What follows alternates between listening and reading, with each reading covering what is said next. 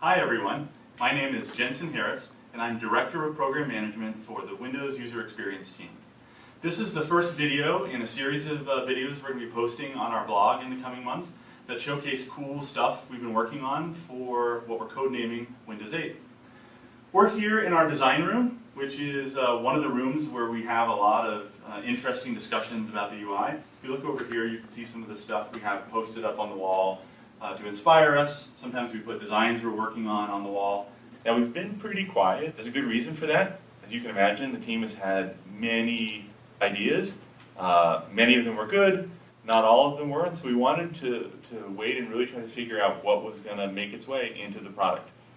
The first thing that you're going to see when you start a Windows 8 PC is the start screen.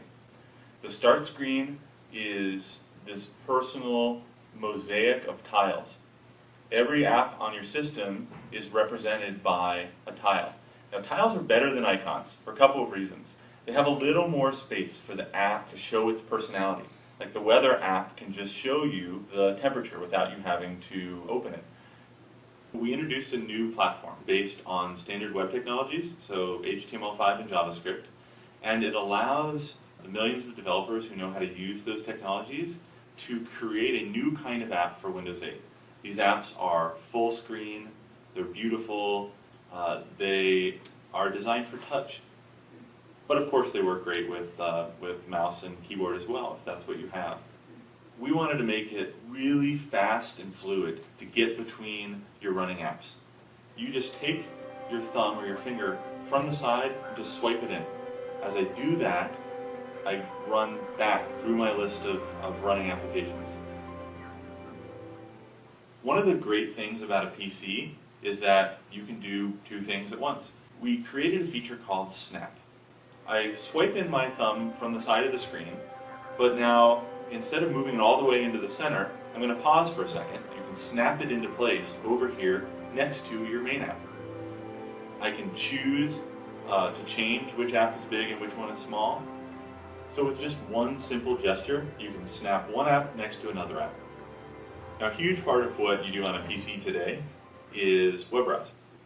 Internet Explorer 10 has a touch-first UI for panning the page very fluidly with the finger, for switching tabs. Here you can see the touch keyboard. One of the things that we realized though when we were using it was that typing requires you to reach all the way into the middle of the screen. And so we designed this thumbs layout, which is sort of more ergonomic and it feels really natural to use. Windows 8 also runs the existing Windows apps that you use and that you love. They're just as easy to switch to, and you can use them alongside your new Windows 8 apps.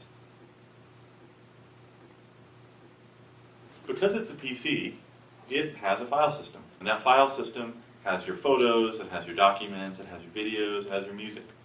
And you can get to these things not just from your existing Windows programs, but from these new Windows 8 apps. They can get to them just as seamlessly as you've always expected in Windows.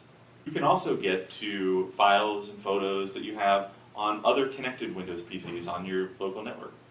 And we know that you don't just have your stuff on the local PC, you also have services that you care about. From Windows 8 apps, you can also pick files not just from the file system, but also from any other app installed on the system.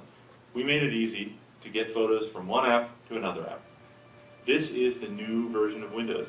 It's going to run on laptops, it's going to run on desktops, it's going to run on PCs with mouse and keyboard, it's going to run on touch slates, it's going to run on everything. Hundreds of millions of Windows PCs powered by this new interface and new platform.